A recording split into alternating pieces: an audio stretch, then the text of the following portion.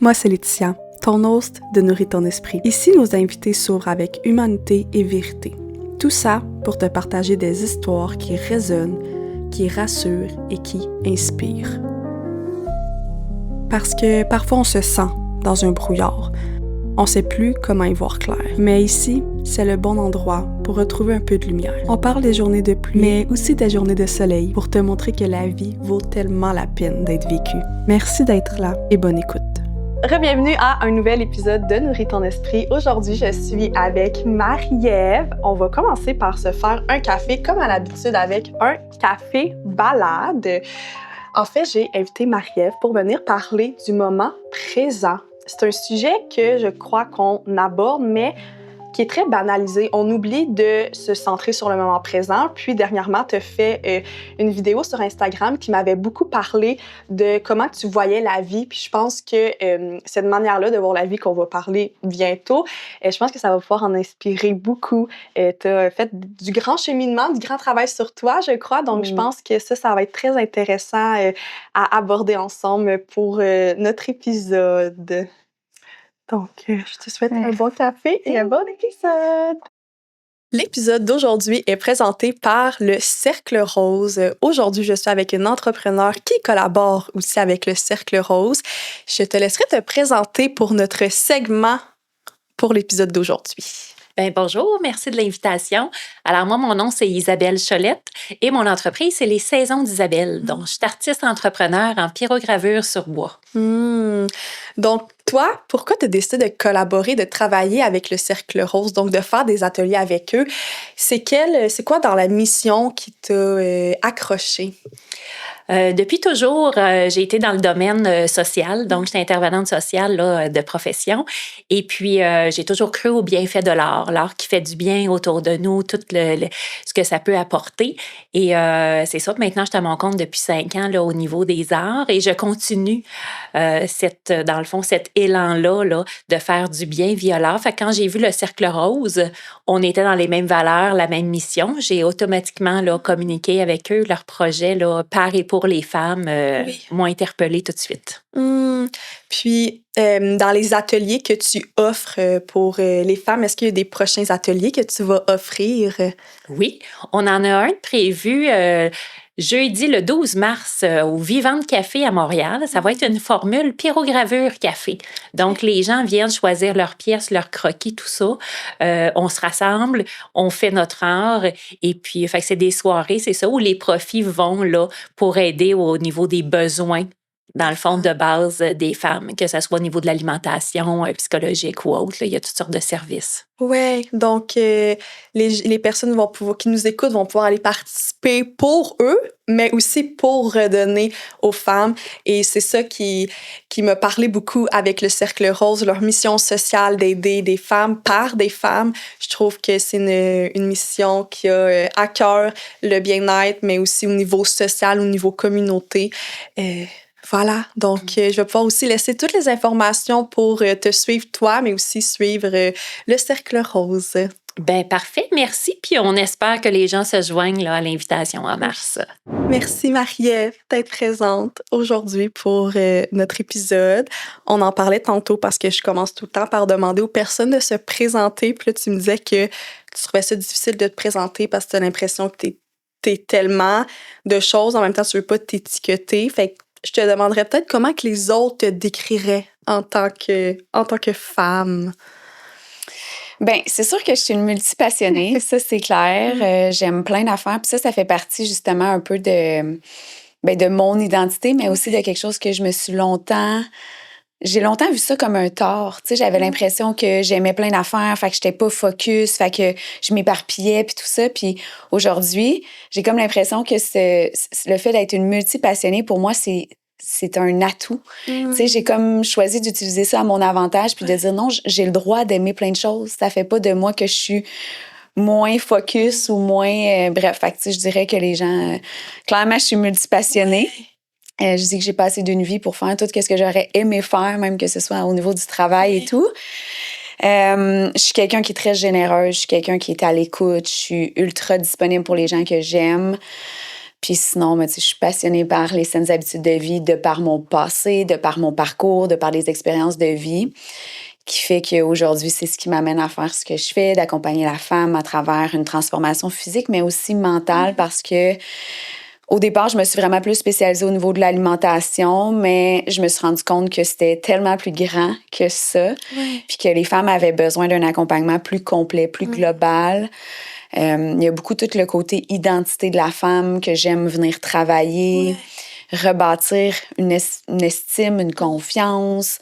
J'amène beaucoup le volet mindset dans mon accompagnement, le mouvement, tu sais. Puis c'est pour ça qu'après, j'ai été me spécialiser en naturopathie parce que même si les femmes avaient des super de belles habitudes alimentaires, la meilleure structure, ben, on réalisait que il y avait quand même des femmes qui stagnaient dans leurs objectifs ou dans la libération de poids. Fait que j'ai dit, OK, ben il y a plus que juste l'alimentation. Puis c'est là que je me suis intéressée plus à une santé globale, holistique, puis que j'ai choisi de me spécialiser en naturopathie. Je trouve ça intéressant. Au début, tu sais, que tu dis que tu as plusieurs... t'es une femme passionnée, puis que des fois, tu as eu l'impression que ça... Tu le voyais un peu négativement. Là, ça me parle vraiment beaucoup parce que je suis vraiment comme ça aussi. Puis des fois, je me dis, il faut que je me concentre sur une chose. Mais je pense que tu amènes une nouvelle idée parce qu'on l'entend souvent, tu sais, concentre-toi sur une chose si tu veux que ça l'avance. Mais de savoir que, tu sais, quand on est passionné puis qu'on a plusieurs passions, de pas non plus se restreindre à seulement une, là. Oui, puis ça, là, ça m'était arrivé quand que j'avais commencé à être sur les médias sociaux parce que je m'étais comme inscrit une petite formation pour faire une espèce de... Mais pas un branding, mais vraiment, tu sais, cibler ma clientèle, etc. Puis là, on essayait vraiment de me mettre dans un moule. Puis à un moment donné, j'étais comme, OK, mais ça fait aucun sens. On essayait de me rentrer dans la gorge, là, tu sais, des stratégies, des façons de faire, puis la clientèle cible, puis mon client, puis c'est à lui que je parle. Puis là, j'étais comme tellement pas bien. Puis c'est là que j'ai réalisé, en fait, que non, moi, j'ai pas envie d'être cette personne-là qui va parler juste d'alimentation parce que j'aime plein de choses. J'aime le mouvement, j'aime le mindset, j'aime le développement personnel, l'évolution humaine. Puis c'est là que j'ai réalisé que, ben moi, je vais être tout ça. Donc non, je ne fit pas dans un moule ni dans le cadre de ce que... Puis, yeah, ça a fait quoi? Ça a fait, voici ce que je suis, tu sais. Puis en même temps, ben, ma business, elle a explosé, là. C'est ça qui a fait évoluer. Oui, c'est la preuve que c'est comme si on essayait de me dénaturer, dans quelque sorte, de me restreindre. Je me sentais comme limitée à parler seulement à une personne ou à être juste une chose, alors que moi, je suis plein de choses. Puis c'est ce côté-là coloré que j'ai choisi de mettre de l'avant puis qui m'a vraiment servi. Fait que c'est pour ça que j'ai dit au début, peut-être j'avais l'impression que c'était un tort pour finalement me rendre compte que c'est une de mes plus grandes capacités. Fait que d'arrêter de regarder ce qui se passe autour puis de revenir à qui on est. Puis cette couleur-là, cette unicité-là qu'on a, de l'utiliser, en fait, là. Puis c'est ça que les gens achètent, c'est ça que les gens aiment aujourd'hui, de voir que, ben, crime, Marie-Ève, elle est tout ça, tu sais. Fait que c'est comme si c'est une invitation pour les gens de pouvoir se permettre d'être qui ils sont, puis d'arrêter d'essayer de se faire petite, alors que, tu sais, quand tu veux rendre service aux gens, c'est soit toi à 100%, puis être moi à 100%, ben, c'est d'être une multipassionnée, puis c'est d'aimer un paquet d'affaires. Fait que voici ce que je suis, tu sais. Oui, je pense que des fois, ça fait peur de juste vouloir être dans une case, puis la créativité est moins là, on se sent moins bien avec nous-mêmes parce qu'on est comme pris dans quelque chose, mais quand on est capable de sortir de cette case-là, en fin de compte, on réalise que c'est la meilleure décision qu'on a prise, tu sais. Puis, te parler un petit peu rapidement de ton parcours de vie, j'avais peut-être l'intention qu'on l'aborde comme rapidement, juste pour mettre carte sur table, dans le sens que d'expliquer ton changement de mode de vie que tu as eu, parce que tu m'as aussi dit que ça t'a amené aujourd'hui à avoir un mindset de être plus dans le moment présent, de pourquoi pour toi vivre la vie que tu as envie de vivre, c'est tant important, et de faire des choix qui sont ancré avec tes valeurs. Fait que si tu veux, parce que je sais que tu en as quand même déjà parlé, tu sais, sur les réseaux, fait que je veux pas répéter si jamais il y a des personnes qui te connaissent déjà, mais peut-être pour les nouvelles personnes qui vont commencer à t'écouter, si tu veux aborder, c'est ça, ton processus avec tes saines habitudes de vie, pourquoi tu as fait un changement en lien avec ça. Absolument. Ben en fait, moi, c'est en 2012 que mon père a fait sa crise de cœur, puis pour moi, ça a été l'élément déclencheur. À partir de ce moment-là, on dirait que j'ai réalisé que quoique mon père, c'est un entrepreneur, il a une grosse entreprise, il gagne bien sa vie, il venait de perdre ce qu'il avait de plus précieux, en fait, qui était la santé. On dirait que c'est vraiment ce moment-là qui m'a permis de réaliser que, ben, on a juste une santé, c'est précieux, c'est primordial, qu'est-ce que t'en fais? Puis ça m'a aussi amené à me poser des questions puis à m'observer. C'est vraiment à partir de ce moment-là que j'ai pris de la hauteur sur mes choix. Puis j'ai réalisé que, écoute, j'avais pas un beau mode de vie à ce moment-là, puis c'était correct. Mais ça m'a ramené dans mon pouvoir que j'aime tant parler, qui est le pouvoir de... Je me suis rendue là par les choix que j'ai faits. Ben Marie-Ève, t'as aussi cette possibilité-là de renverser la vapeur, puis de te créer un futur qui est complètement différent. Donc oui, tu sais, je l'aborde avec humilité qu'à ce moment-là, j'avais un gros surplus de poids. J'ai eu des problèmes d'alcool, de consommation d'alcool. J'avais la stéatose hépatique à 26 ans. Donc, on se fera pas de cachette que...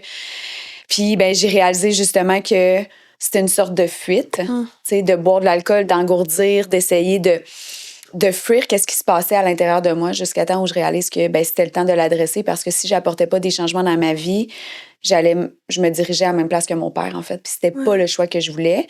Fait que ça a été vraiment beaucoup de prise de conscience. Puis en même temps, ben j'ai trouvé ça beau parce que je me suis dit, ben toute l'énergie que j'ai mis à bâtir ce style de vie-là, si je mets de l'énergie positivement en intégrant des meilleures habitudes de vie, ben je sais que ça va avoir un impact sur mon futur, sur ma longévité, sur ma vitalité. Fait que c'est comme si de me responsabiliser puis d'arrêter de dire que, ouais, mais moi, ma mère, elle fait tout le temps du dessert. Ou, tu sais, j'ai une grande vie sociale. Fait que je sors beaucoup. Fait que ça vient avec l'alcool, ça vient avec les soupers au resto.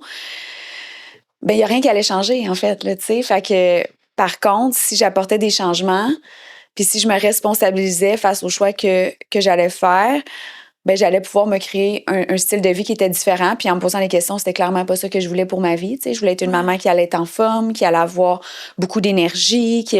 Fait que ça m'a ramenée dans ce pouvoir-là de dire, OK, ben qu'est-ce que je choisis à partir de maintenant, tu sais. Puis une question que je me pose souvent, c'est si je continue de faire et de répéter ce que je fais actuellement, ça va être quoi ma vie dans 5 ans? Ouais. Puis ça remet tout en perspective parce que là, j'étais comme, non, j'ai pas envie d'être cette femme-là qui se couche tard, qui se lève tard, qui est fatiguée, qui fait des siestes, qui a pas d'énergie pour s'entraîner, qui se nourrit pas adéquatement, qui est sédentaire, tu sais. Fait que c'est là que j'ai vraiment commencé à intégrer des changements graduels dans ma vie au niveau de l'alimentation, le mouvement. Puis plus tard, un petit peu est venu là, le volet mindset parce que veux pas, quand tu commences à prendre soin de toi, ben c'est une histoire d'amour. Moi, je dis, je suis tombée en amour avec le fait de prendre soin de moi.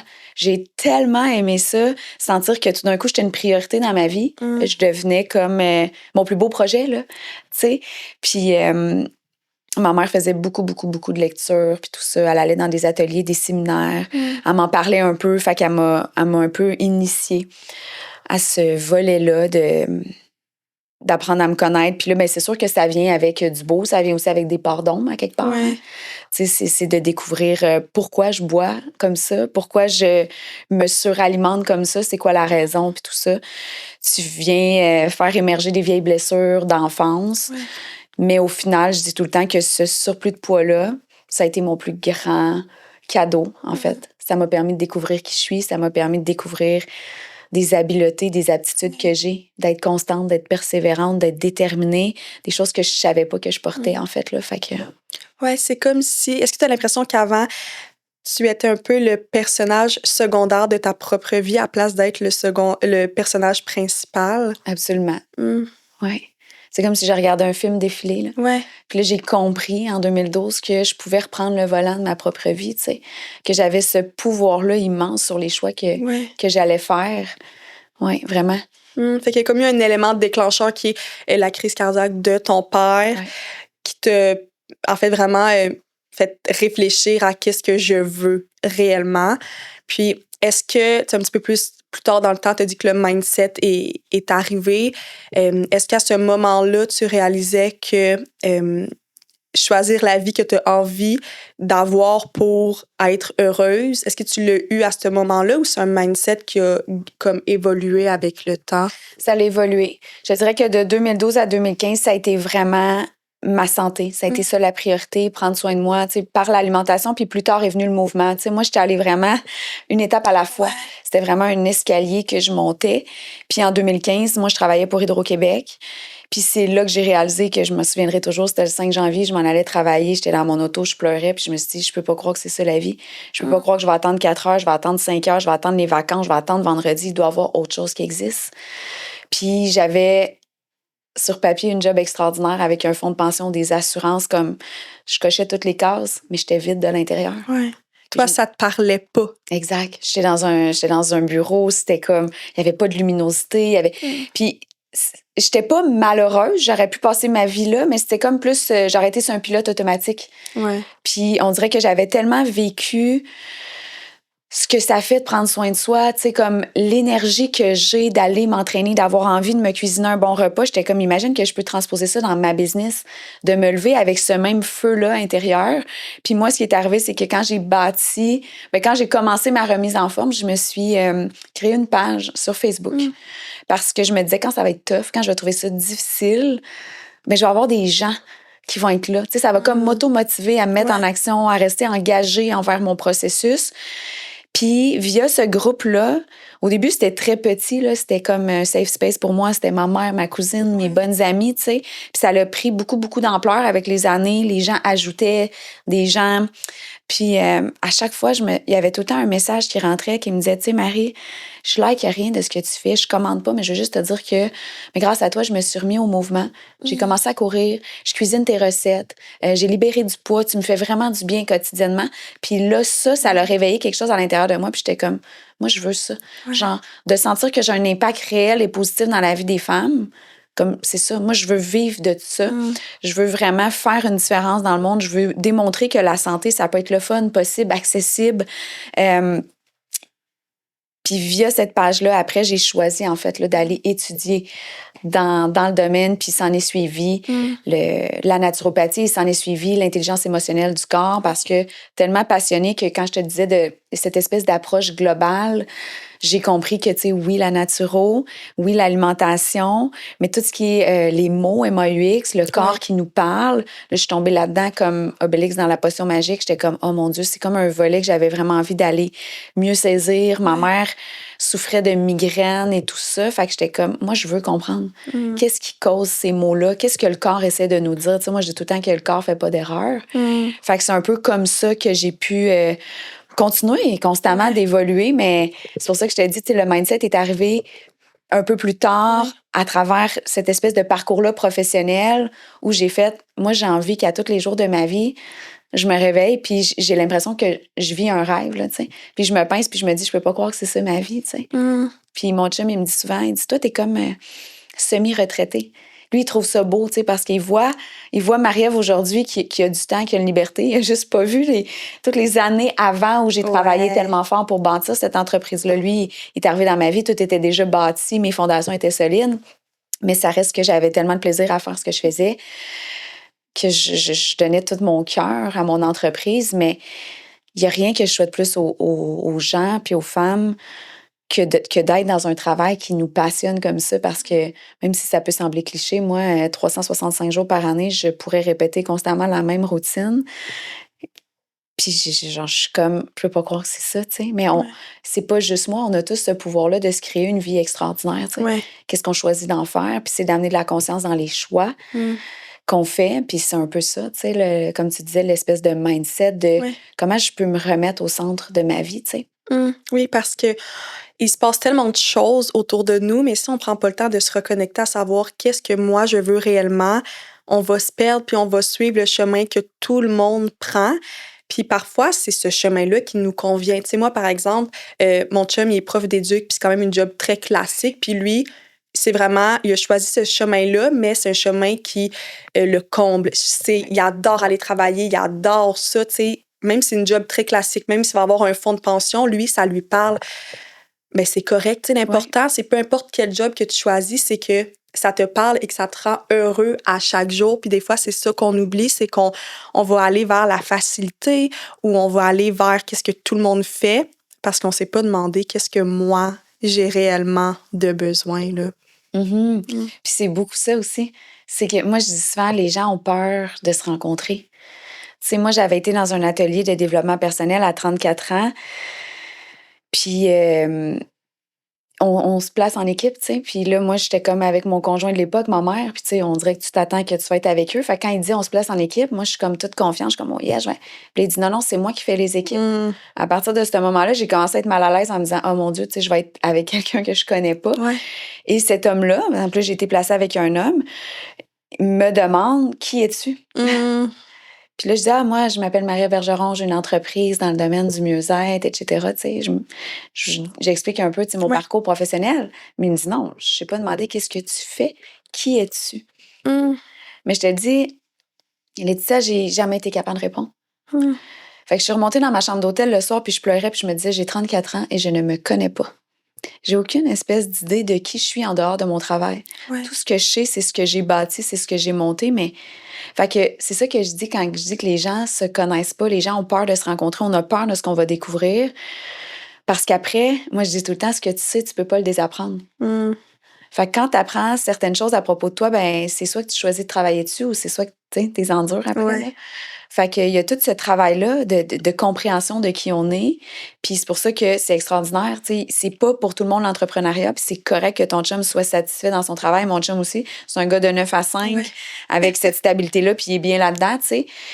Puis moi, ben je suis une fille de défi. Puis d'être dans un emploi comme plus traditionnel où j'ai des plafonds, où je dois demander la permission pour prendre un congé, ça cadrait plus avec moi. Ouais. Moi, j'avais envie de me créer une vie de liberté. Liberté de temps, liberté financière, de ne pas avoir aucun plafond, de pouvoir constamment être en train de me dépasser. Mais je pense qu'on peut pas tout être comme moi non plus, tu sais. Oui, ben c'est qu'on a toute notre personnalité, mais là, tu as pris le temps de reconnaître ta propre personnalité à toi. Puis c'est quoi, tu dirais, aujourd'hui, le mindset que tu as dans la vie de comme tous les jours? Ben, tu sais, moi, comment je te dirais ça, à travers les jambes de la vie, j'aime ça dire ça parce que je crois toujours que la vie nous envoie des défis, des expériences qu'on est capable de surmonter. Que tout ce qu'on reçoit, c'est parce qu'on a la capacité de bypasser, de le transcender. Puis moi, j'ai une façon de voir la vie que quand il m'arrive quelque chose, je me dis toujours, j'ai hâte de voir comment ça va se retourner à mon avantage.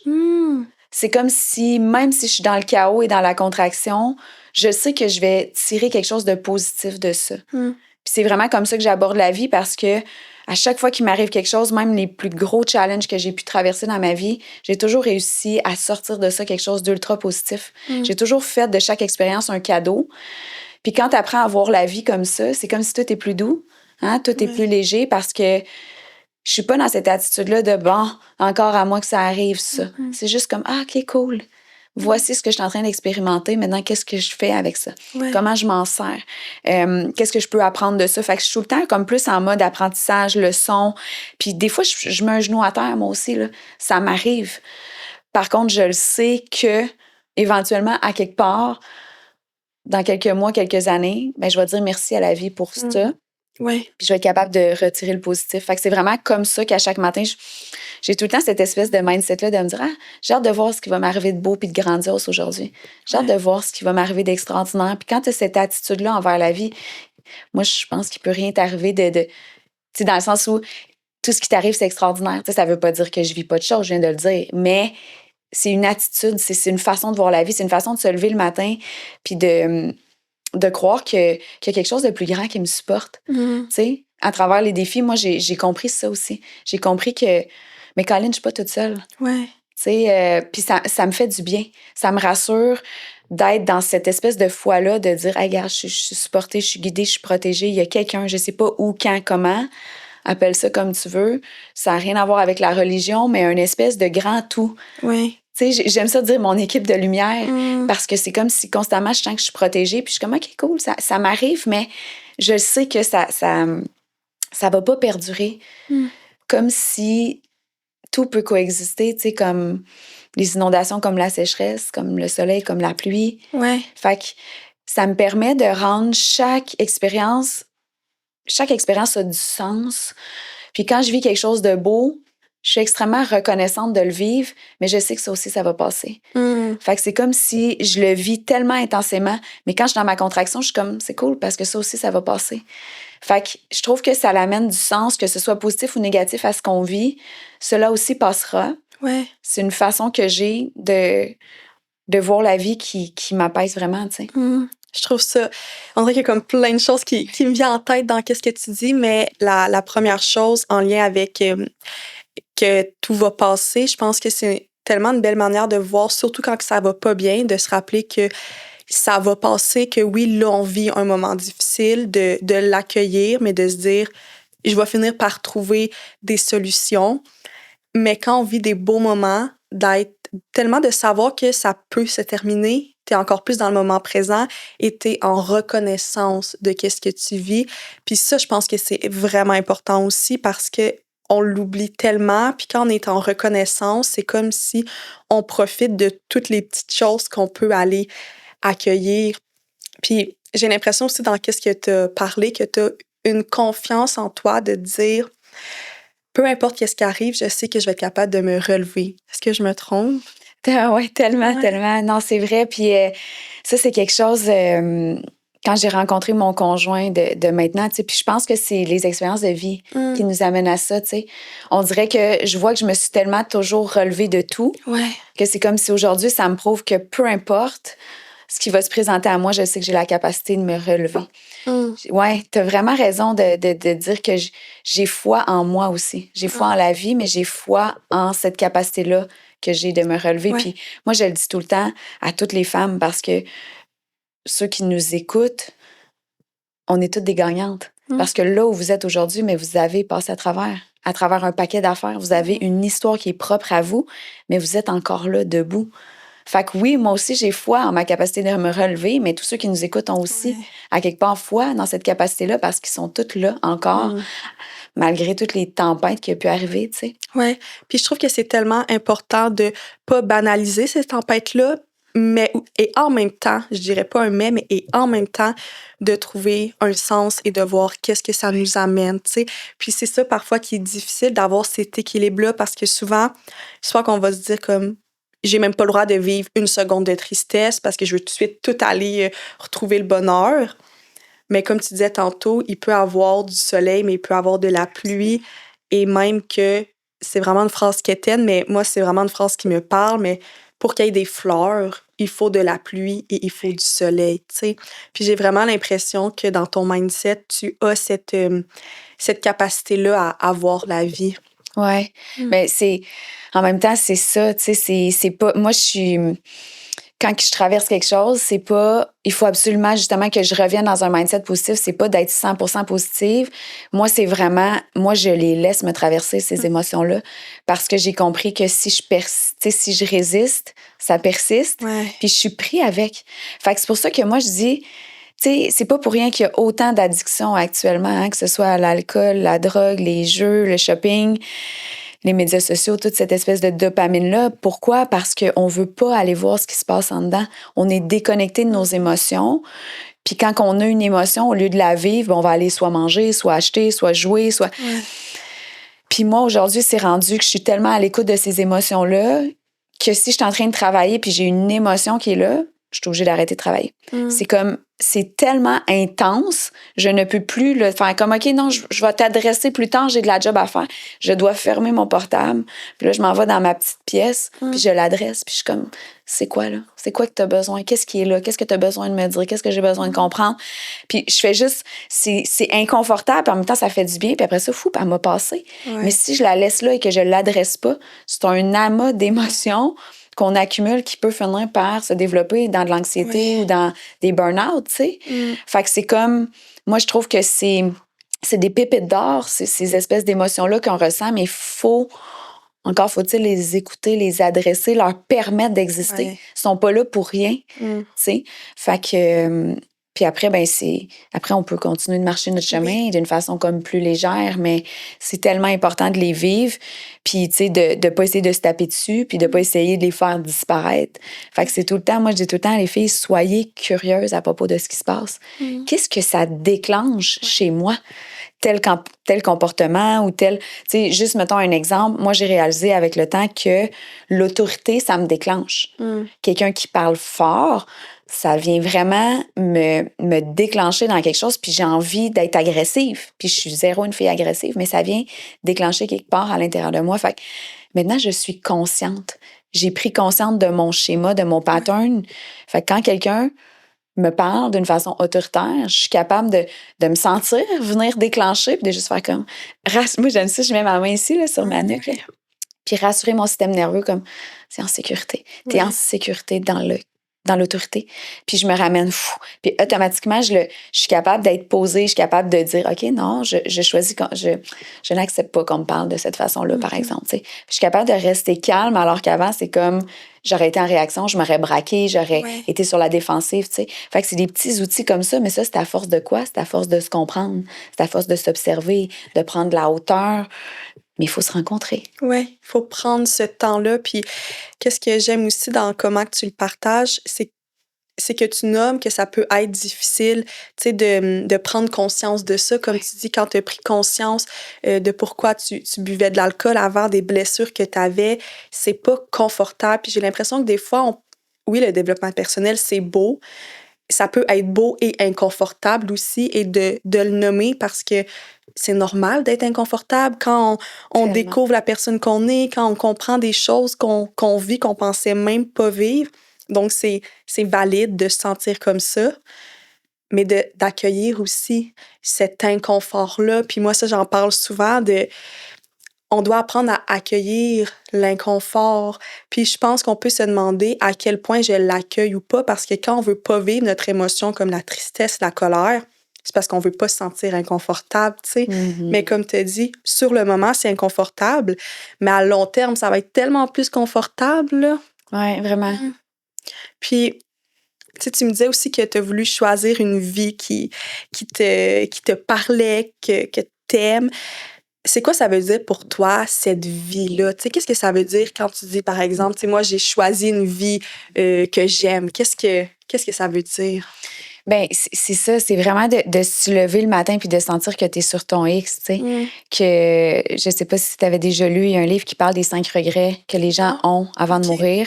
Puis parmi ce regret-là, c'est beaucoup c'est beaucoup le fait de pas avoir réalisé leur rêve, ou de pas avoir écouté leur cœur, ou de pas avoir fait le métier qu'ils auraient voulu, tu sais. Fait qu'il y a souvent des gens qui vont choisir, exemple, le métier de policier parce que le père aurait donc voulu être policier, mais lui, il l'a pas été, donc le fils n'est pas dans sa mission de vie en étant policier, il est plus dans la mission de son père.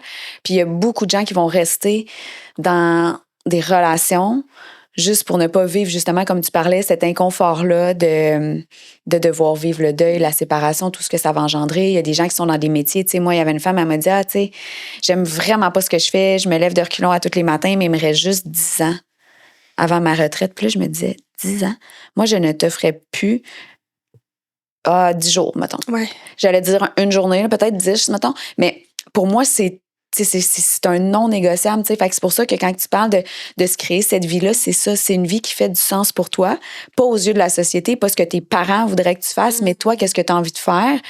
Puis c'est ça, moi. Moi, je voulais me lever à chaque matin en ayant l'impression que je travaille pas, que je me sens nourrie dans ce que je fais, que j'ai pas ce plafond-là au niveau de mon salaire. Fait que ça me permet d'accomplir mes rêves, ça me permet d'accompagner des femmes aussi puis de les voir fleurir à travers ça. Fait que c'est ça pour moi, de se créer une vie qui fait du sens. Puis je me dis, c'est quoi la vie si ça n'a pas de sens? Si ce que tu fais n'a pas de sens? Si tu n'apportes pas du sens nécessairement dans la vie des autres? Fait qu'on dirait que moi, du sens, il faut qu'il y en ait dans tout ce que je fais. Fait qu'autant que ma job doit avoir du sens, mes relations prennent du sens, puis avec les années, ça aussi, ça s'effrite un peu, puis on perd certaines amitiés juste parce que ça fait moins de sens. Ouais. Parce qu'il y a des gens qui, pendant un certain temps de notre vie, ils nous parlaient, puis on avait du plaisir, puis à un moment donné, on vieillit, puis c'est comme, on dirait que ça fait moins de sens, on dirait que j'ai moins de fun avec cette personne-là. C'est être capable de s'autoriser à laisser aller des choses, laisser aller des relations, parce que ça fait plus de sens pour toi. Fait que de se créer cette vie-là, c'est ça, c'est à travers le travail qu'on fait, mais à travers les personnes qui nous accompagnent, de se rappeler que ça va évoluer aussi, hein. Comme je disais, tu sais, souvent, j'avais cette discussion-là avec ma mère, puis, tu sais, qu'elle a beaucoup, beaucoup, beaucoup d'amis, puis c'est comme si, tu sais, elle me dit, toi, t'es bonne, tu sais, t'as des relations qui, parfois, se terminent, mais t'es capable de laisser ça aller, tu sais. Elle dit, on dirait que moi, j'essaie toujours d'entretenir les relations que j'ai eues, même si je suis consciente que c'est vrai que peut-être que ça me parle moins, nos discussions, mais ça aussi, c'est quelque chose que j'ai appris, que j'ai perdu une amie, puis ça m'avait vraiment fait beaucoup de peine. Puis ce que ça l'a créé après, c'est que ça l'a fait de l'espace dans ma vie pour faire de la place à quelqu'un de tellement plus aligné avec où j'étais rendue. Puis j'étais comme, cette femme-là, c'est un ange sur mon chemin, c'est un cadeau. Puis là, j'ai fait, OK, mais je viens de comprendre. La vie a tassé quelqu'un parce que sa contribution à elle était terminée dans ma vie. Ouais. puis j'avais quelqu'un d'autre qui avait à venir contribuer dans la mienne. Fait que quand tu comprends que les amitiés, c'est ça aussi. Ça vient, ça part selon où est-ce qu'on est rendu. Fait que je vois plus l'amitié comme... Je retiens plus personne dans ma vie. Ce qui doit être, va être, et ce qui ne doit plus, ne sera plus. Fait que je laisse aller, fait que je valse avec ça. Ouais, c'est comme si tu suis un peu les vagues qui arrivent à la place de vouloir te battre contre les vagues. Tu te laisses emporter par eux. Oui, je surfe la vague, vraiment. Puis pendant longtemps, j'ai été une fille ultra contrôlante. Puis ça m'a... À petit feu, là, ça m'a brûlé. Je contrôlais tout, là, comme t'as aucune idée. Là. C'était tout, là, jusqu'à ma relation, ma bouffe, mon entraînement, ma maison, mon ménage. C'est un toc. Là. Mes amis, c'est comme, là, c'est ma fête, j'ai 35 ans, il faut que tu sois là parce qu'une vraie amie, ça va être là. Puis tu comprends plein de principes. Là. Puis jusqu'à temps où j'ai été suivre une espèce de grosse formation en développement personnel, un peu sur le lâcher-prise, puis... Et c'est là que j'ai compris que j'étais vraiment une control freak. Puis que là, j'étais en train de... j'étais en train de me brûler. Fait que là, j'ai appris à relâcher tout ça, à faire confiance à la vie, puis à faire confiance à qui vient, puis à surfer cette vague-là. Puis ça m'a tellement fait du bien. Là, la vie est devenue tellement plus légère. J'étais comme, comment j'ai pu vivre ma vie avec autant de contrôle? Parce que là, quand il t'arrive des situations, justement, c'est donc la fin du monde. Parce que t'as pas été capable de le contrôler. La situation, alors que là, c'est comme je laisse plus... je veux dire, je laisse pas 100% le pouvoir, mon pouvoir dans dans les mains de la vie. Ouais. Je maîtrise des choses, mais j'essaie plus de contrôler l'incontrôlable. Je maîtrise ce que je peux maîtriser, c'est-à-dire mes actions. Ouais. Faire en sorte que chaque jour compte, faire en sorte de faire un travail qui me passionne, faire en sorte d'entretenir les relations qui sont importantes pour moi. Mais j'ai lâché prise sur les événements ou sur les choses qui pas en mon pouvoir, là, tu sais. Oui, puis ça, on le voit tellement aussi avec l'anxiété ou même des fois avec des grosses émotions, tu sais, quand on est épuisé mentalement, parfois, ça peut être parce qu'on essaie tellement de tout contrôler. Puis tu sais, le contrôle, c'est... En tant que tel, on pense contrôler quelque chose, mais on le contrôle pas à 100%. Donc, c'est comme pour se protéger. Mais en réalité, quand on réfléchit vraiment, il y a tellement de choses qu'on contrôle pas, qu'on se donne l'impression qu'on le contrôle. Puis en fin de compte, ça nous amène pas tant à nous apaiser, ça fait juste en sorte qu'on s'épuise, là. Ouais, je dis tout le temps que le contrôle, c'est un manque de foi. Tu sais, en fait.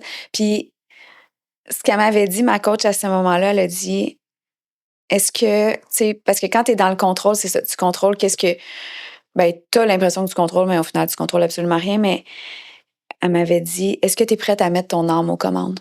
Puis là, je me suis dit, c'est intéressant, qu'est-ce que tu veux dire? Puis elle m'a dit d'arrêter de vouloir tout contrôler et de laisser la vie te placer sur ton chemin exactement ce que tu es venu expérimenter. Tu sais, fait que au lieu d'essayer d'éviter un paquet d'erreurs, un paquet, tu sais, comme nos enfants, on voudrait qu'ils tombent pas puis qu'il n'y ait pas d'échec. Puis en même temps, moi, toutes les fois où je suis tombée, c'est les fois où j'ai le plus appris. C'est les fois où je me suis relevée puis j'ai vu que j'étais bonne à me relever, tu sais. Ouais. Fait que d'arrêter de vouloir éviter tellement ça, ces échecs-là ou ces erreurs-là, puis de juste laisser la vie me présenter les expériences que j'ai à expérimenter, que ce soit à travers, exemple, les 2 fausses couches que j'ai faites, que ce soit à travers le deuil, que ce soit à travers... Peu importe, je me dis, OK, tu sais, je fais confiance que je sortirai grandie de ça, puis c'est ce que mon âme est venue expérimenter, tu sais. Fait que de laisser mon âme aux commandes, ça fait du bien, tu sais. Ouais. Là, tu viens de parler un peu de l'échec.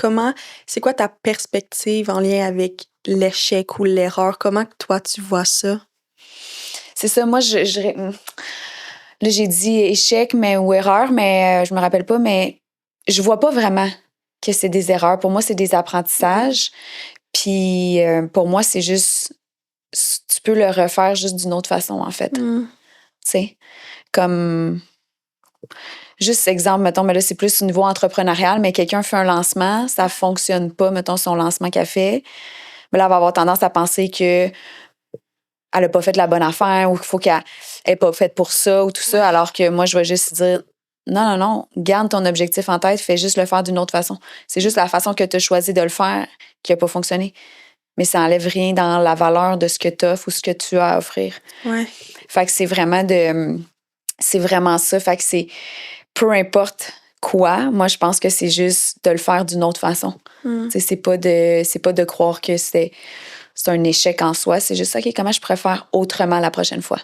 Ça nous amène tellement aussi d'apprentissage, de le faire autrement. Puis par la suite, si on donne vraiment l'exemple avec l'entrepreneuriat, mais ça t'amène à dire, OK, ben ça, j'ai remarqué que ça fonctionne pas, donc je vais pas le refaire, tu sais, pour les autres fois. Mais on peut le voir aussi dans notre vie personnelle, tu sais, si on est, je sais pas, on date des personnes, puis là, on essaie toujours avec le même genre de personnes. Puis des fois, le monde, ils se disent, ben je suis faite pour être célibataire toute ma vie, tu sais. Ben peut-être que c'est simplement la manière ou les personnes que tu approches d'essayer d'autres personnes pour voir qu'est-ce que ça va t'emmener. Donc, de trouver toujours d'autres manières, comme tu dis, vraiment de le voir autrement. Je pense que ça l'amène à voir la vie d'une différente manière parce qu'on va moins se taper sur la tête. Tu sais, quand on a tellement peur de l'erreur ou quand on voit tout comme une erreur ou comme une défaite, ben, tu sais, ce mot-là, moi, je fais juste entendre le mot défaite, erreur. On dirait que je reçois une brique sur la tête. Tu sais, c'est lourd, ça fait quasiment... Ça fait peur, veux pas. Mais quand on le voit comme un apprentissage, moi, personnellement, je trouve ça plus doux. Je trouve que, ben, c'est pas que c'est moins pire, mais je me dis, ben, au moins, j'ai appris quelque chose de ça. Comparativement à un échec, une défaite, je le vois vraiment... comme ça a servi à rien, qu'est-ce que j'ai essayé, là. Oui. Puis souvent aussi, ben c'est que même, mettons, au niveau des objectifs, tu sais, les gens vont se fixer des objectifs physiques, puis là, ils vont pas les atteindre. Moi, je dis tout le temps, il n'y a pas de bons ou de mauvais objectifs. Il y a juste une mauvaise façon ou une mauvaise stratégie pour te rendre. T'as peut-être juste voulu aller trop rapidement, t'as peut-être... Tu sais, fait que de jamais perdre de vue les objectifs qu'on a, tu sais, c'est comme les rêves ou quoi que ce soit, c'est pas parce que ça demande du temps que ça n'arrivera jamais. De juste jamais baisser les bras, tu sais. Fait que c'est la même chose avec les objectifs qu'on a. Mais les gens ont rendu tellement le choix significatif. Tu sais, je veux dire, la société tout court, dans le sens où tu es en 6e année, puis là, il faut que tu choisisses, pas 6e année, en secondaire 5, puis là, c'est tellement important parce que là, ta carrière, c'est pour la vie, puis là, ils rendent ça tellement significatif que, tu sais, comme moi, quand j'ai terminé, j'ai pas voulu aller nulle part parce que je me disais, oh mon Dieu, c'est pour la vie, il faut que je réfléchisse comme il faut, jusqu'à temps où je me suis donné le droit de changer d'idée. Mais les gens, c'est comme s'ils pensent que parce qu'ils choisissent quelque chose, c'est une finalité, c'est définitif. Mais moi, je l'ai toujours dit, j'adore ce que je fais. Mais le jour où j'ai plus de fun à faire ce que je fais, je change. Je ne resterai jamais dans une situation où j'ai plus de fun, où j'ai plus de plaisir, que ce soit dans ma relation. Mon chum, je le dis tout le temps, je l'adore de tout mon cœur, mais si un jour je suis plus bien dans ma relation, fait que c'est cette capacité-là d'être capable de changer de track, de changer d'idée, de pas se sentir coincé. Fait que tu comprends-tu à quel point la vie peut être le fun quand, OK, mais moi, j'ai été à Hydro, ça a été cool. OK, j'ai travaillé en nutrition, ça a été cool. Maintenant, qu'est-ce que je choisis? J'ai plus de fun là-dedans. Comment je pourrais...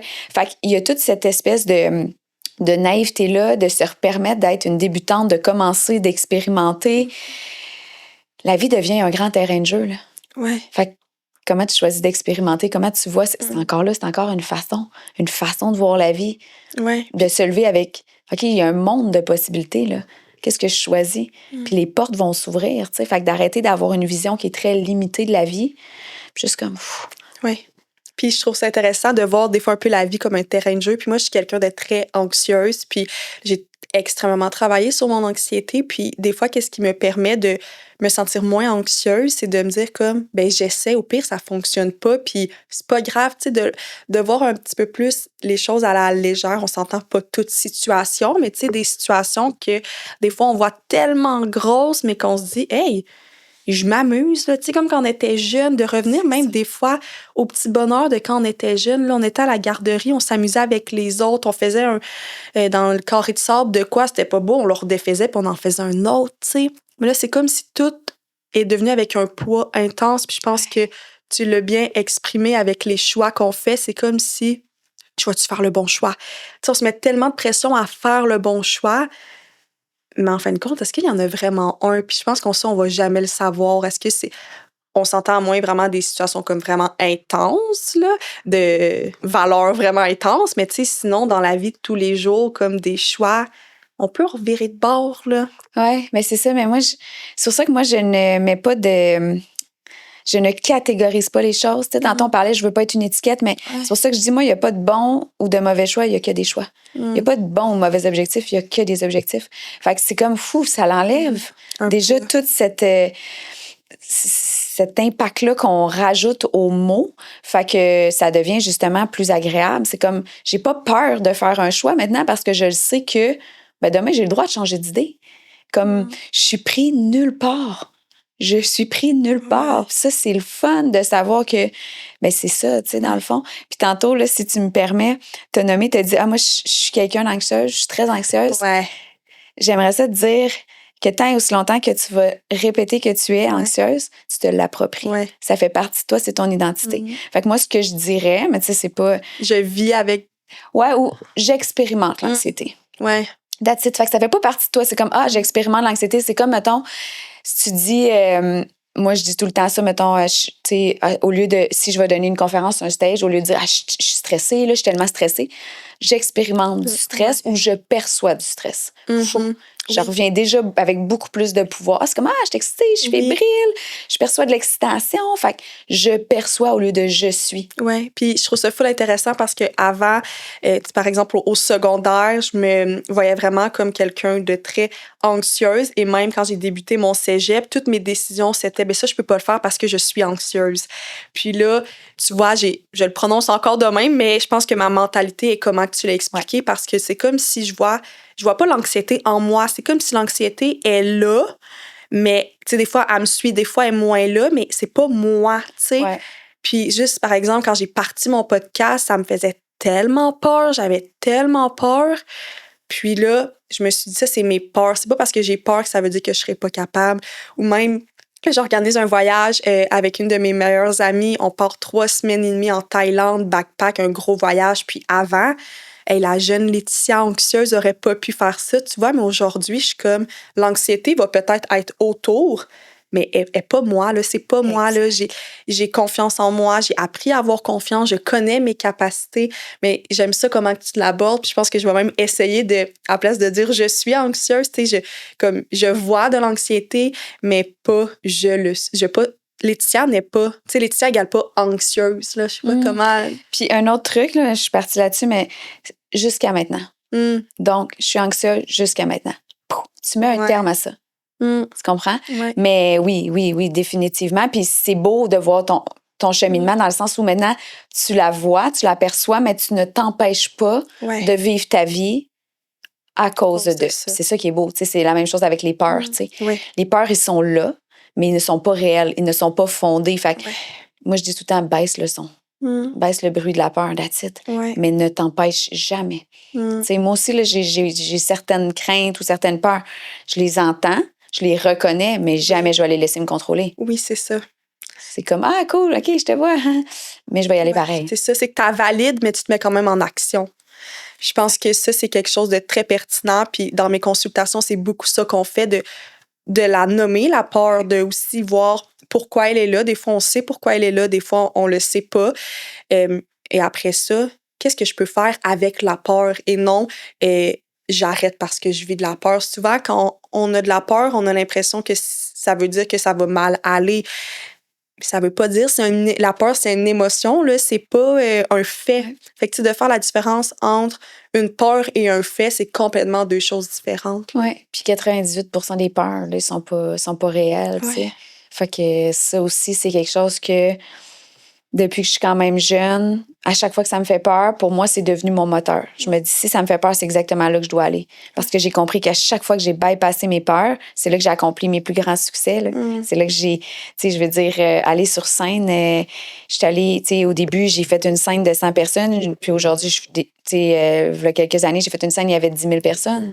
Tu sais, je veux dire, jamais j'aurais cru que, mais je l'ai fait une fois. J'ai fait, OK, je suis pas morte. Fait que je me suis comme prouvé à moi-même que, OK, c'était juste la peur, c'est beau, j'ai les mains moites, ma voix tremble, mais je suis capable. Fait que je me suis dit, moi, je vais aller sur scène aussi souvent que possible, puis je vais devenir la meilleure là-dedans. Fait que la peur, c'est pas que vous n'êtes pas capable. La peur, c'est un moteur pour vous dire c'est exactement là que tu dois aller. Wow, je trouve que ça termine bien notre épisode parce que c'est tellement présent, la peur, tu sais, puis je pense que ça nous empêche de faire tellement de choses et même de choisir la vie qu'on a envie d'avoir.